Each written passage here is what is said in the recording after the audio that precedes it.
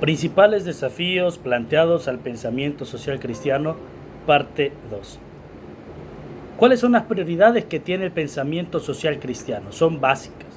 En el marco de la cuestión social, que es la que estamos abordando, es indudable que este tema fundamental de los derechos humanos se vuelve un tema de vital importancia en la doctrina social de la Iglesia.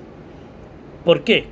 Porque si vemos el contexto histórico, en la Declaración Universal de los Derechos Humanos firmados en Ginebra en 1948, ratificados por la ONU, la Organización Mundial de las Naciones Unidas, están los postulados del bienestar humano y social que desde 1891, o si nos vamos más, desde la misma Sagrada Escritura, inspirados en Jesús de Nazaret, está todo esto ligado. ¿Cómo se concibe entonces en el pensamiento social cristiano los derechos humanos? Se conciben de la manera de que están contenidos en los postulados de los principios de la doctrina social de la Iglesia: bien común, destino universal de los bienes, solidaridad, subsidiariedad y participación ciudadana. Estos 5 principios están sometidos a la dignidad de la persona humana, que es imagen y semejanza de Dios. Entonces, estos se comprenden en relación al contenido propio de los derechos humanos. Los derechos humanos también nos ayudan a reconocer en el hombre la inherente condición de los derechos fundamentales a la vida, a la educación, a la salud, a una familia, a una identidad nacional, donde se reconoce a todo hombre y mujer, sin distinción de raza, género, condición social o económica. ¿Cuál es la situación actual que nos presentan los derechos humanos?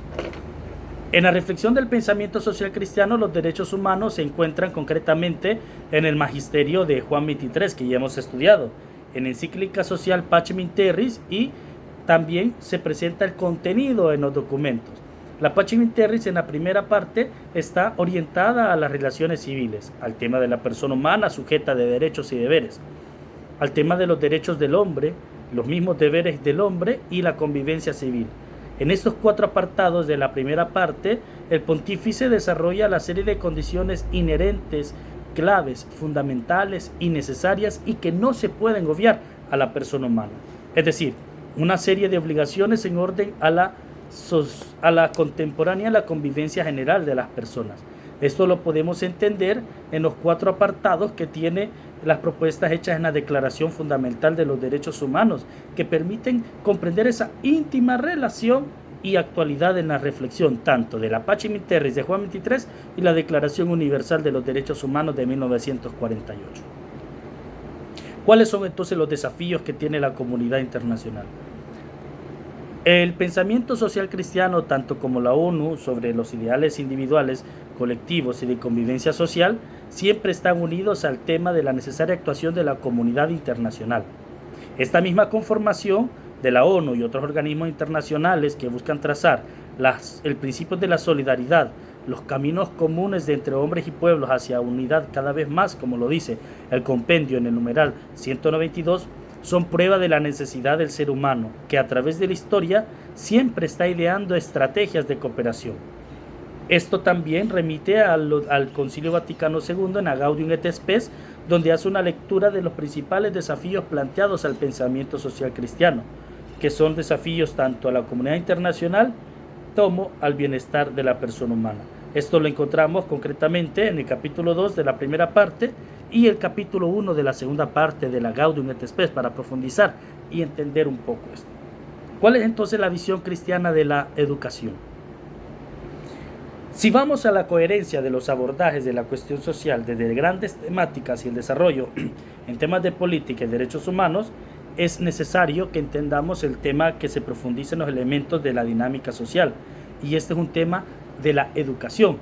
La labor educativa para la Iglesia a través del pensamiento social cristiano es necesaria porque reconoce que las primeras atribuciones a esta tarea en lo referente al ser humano es en la familia. El mismo compendio lo dice en el numeral 238, cito textual: con la obra educativa la familia forma al hombre en la plenitud de su dignidad, según todas sus dimensiones comprendidas en la social. Cumpliendo con su misión educativa, la familia contribuye al bien común y constituye la primera escuela de virtudes sociales, de las que todas sociedades tienen necesidad. Cierro cita textual. Tanto en la relectura del Concilio Vaticano II, hecha en Medellín, donde se destina un capítulo únicamente al tema de la educación, se ve que la visión cristiana de la educación se convierte en las propuestas más relevantes de América Latina, porque retoma la idea del contexto que rodea la propuesta del sentido humanista y cristiano de la educación, bajo la propuesta de la educación liberadora y la misión de la Iglesia. Pablo Freire es aquí un elemento clave para entender lo que es la educación liberadora. La educación entonces se convierte en efectiva porque es el medio clave para liberar a los pueblos de la servidumbre y hacerlos trascender de condiciones de vida menos humanas, de miseria, de pobreza, hasta condiciones más humanas, donde se tiene en cuenta la igualdad, en cuenta el hombre que es responsable y artífice de sus éxitos o fracasos.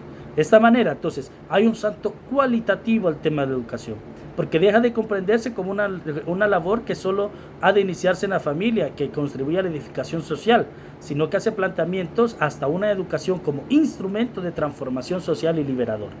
De primero, liberando a la persona humana, particularmente en América Latina, donde se puede propiciar esta labor educativa, cualificar la vida de las personas en las condiciones humanas.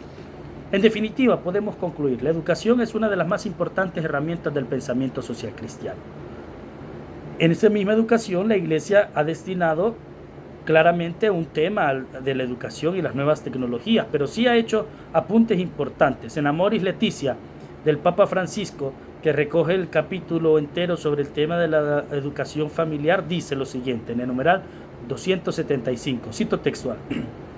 En este tiempo en el que reina la ansiedad y la prisa tecnológica, una tarea importantísima de las familias es educar para la capacidad de esperar. No se trata solo de prohibir a los chicos que jueguen con los dispositivos electrónicos, sino de encontrar la forma de generar en ellos la capacidad de diferenciar la diversidad lógica, de no aplicar la velocidad digital a todos los ámbitos de la vida. Francisco hace aquí una analogía excelente sobre el paradigma, el modelo tecnológico de la sociedad moderna, el tema de la rapidez dinámica y la labor educativa de la persona en las edades tempranas de niñez y de la adolescencia. Sí sabemos de que los medios de comunicación social o la tecnología actualmente nos ayudan a estimular el aprendizaje, pero no es solamente estimular de diversas formas, porque hay que saber distinguir y enseñar primero en que la labor educativa atiende a elementos humanos y no tecnológicos. Entendemos el tema de la diferencia social. Podemos vivir en un país con una máxima desarrollo en donde el Ministerio de Educación y el gobierno actual ha dado tablets y computadoras a todos los niños, pero sabemos de que no hay acceso a Internet, ni aunque haya servicio pagado y mucho menos acceso gratuito. Esto no es una educación integral de tecnología, es solamente presentarnos de que la tecnología se va a servir de la sociedad. Entonces, la educación debe ser vista como proceso que permita a la persona ser constructora de su propio destino. Como todos los procesos son progresivos, la fugacidad que representa la tecnología, donde lo nuevo ya está desfasado por días o meses después, no es consecuente a la visión educadora liberal. Es decir, se reconoce que las nuevas tecnologías son instrumentos que pueden estimular nuevas y diversas formas de aprendizaje, pero no se pueden subordinar al verdadero modelo dignificado de la persona que propone el pensamiento social cristiano. Entonces, ¿cómo se puede entender esto? El tema de la educación inclusiva. El carácter fundamental de la educación es esencial para la persona, y esto lo sabemos. Un reto grande que cualquier gobierno, cualquier estado debe de plantearse es el reto de una educación integral, inclusiva y sana. Y no entender la palabra inclusiva solamente en el tema de la inclusión por las nuevas corrientes de pensamiento mediante el tema del género y todo esto, sino de que una inclusión en el sentido estricto en donde el acceso y participación de todas las personas humanas debe de garantizar y asegurar el Estado. Esta es la propuesta que hace la Iglesia a través del pensamiento social cristiano a la comunidad internacional, a los estados. Primero, queremos valorar una verdadera inclusión, educación inclusiva, tenemos que remitirnos a los documentos de Medellín, donde dice precisamente, la educación debe afirmar con sincero aprecio las peculiaridades locales y nacionales e integrarlas en la unidad pluralista del continente y del mundo. Lo que quiere decir el documento de Medellín es que la comprensión de una educación inclusiva no lo ve tanto sobre grupos de personas particulares, sobre el sentido cultural diversificado que presenta el continente, sino que el carácter inclusivo de la educación para el pensamiento social cristiano primero pasa por el reconocimiento de la íntima relación entre educación y cultura. Una educación llena de valores, llena de una historia y de arraigo cultural, de autonomía y de reconocimiento de mi identidad cultural, es lo que nosotros queremos. Es decir, la pluralidad de culturas y la incorporación en el desafío educativo es esencial. Un pueblo que olvida su historia es un pueblo que no sabe vivir el presente. Negar unos acuerdos de paz, negar la existencia de un conflicto armado que a lo largo de casi 12 años generó dolor, tristeza y luto. Negar actualmente los procesos por los cuales se logró alcanzar por la paz.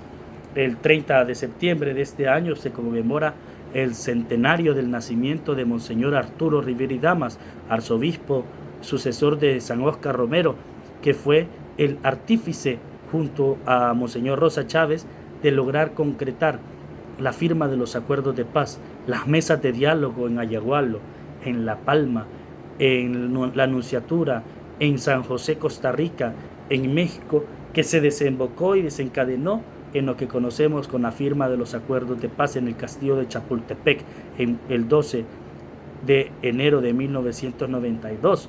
Negar eso es negar de que la educación tiene que recordar la historia para no equivocarse. De aquí entonces vamos a ver que los procesos educativos de grupos humanos y elementos de las sociedades muchas veces se ven relegados a comunidades nativas, al tema de la identidad cultural de muchos países, grupos urbanos y sociales relegados. Entonces la verdadera educación inclusiva va a ser cuando la educación sea igualitaria para todos, como lo dice más concretamente Medellín.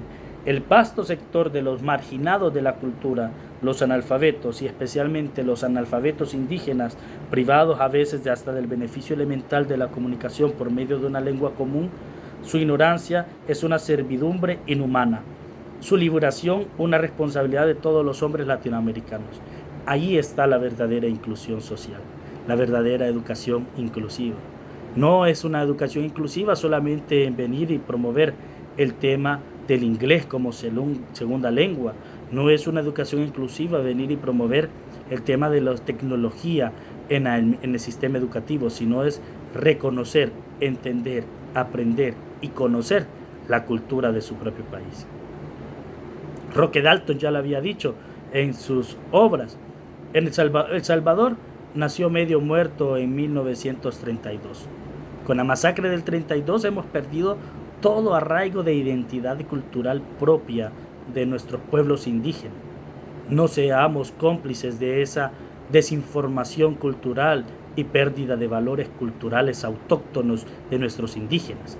La verdadera liberación que menciona el documento de Medellín es a referencia a los procesos primeros que plantea y llevar a cabo para erradicar en la realidad humana, que es aquello que impide gozar de una condición verdaderamente humana. Por este caso, es en el ámbito de la educación.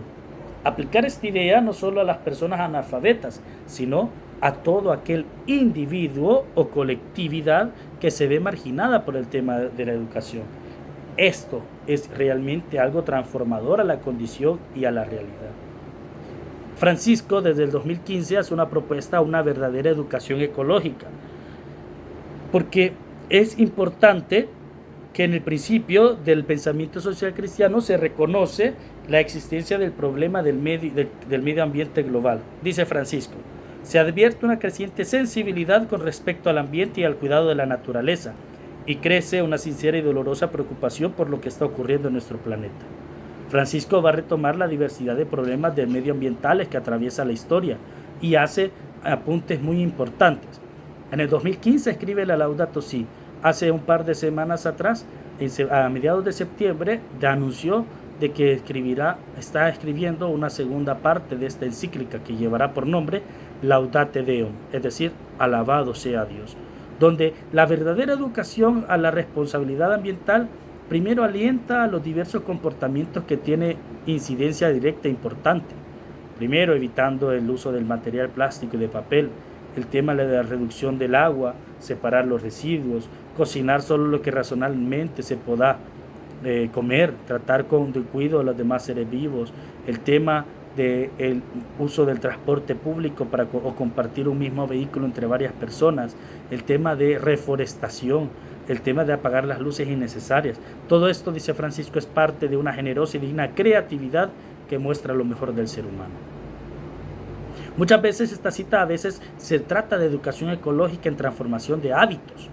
Una verdadera educación ecológica va a ser cuando hagamos un hábito para que la preservación de los recursos naturales y su relación en general. No es otra cosa, dice Francisco, que educar a la persona en la visión integral de la creación y en la transformación de los hábitos que perjudican el ambiente natural. ¿Cuál es entonces la visión cristiana de la familia? En esta última parte vamos a proponer cómo el tema de la familia, todas las personas, hombres o mujeres, provienen del núcleo fundamental, de la unión de hombre y mujer. Con sus particulares diferencias cada uno, sirven para moldear y formar a la persona en gran parte el carácter y visión general que tiene al servicio de la sociedad.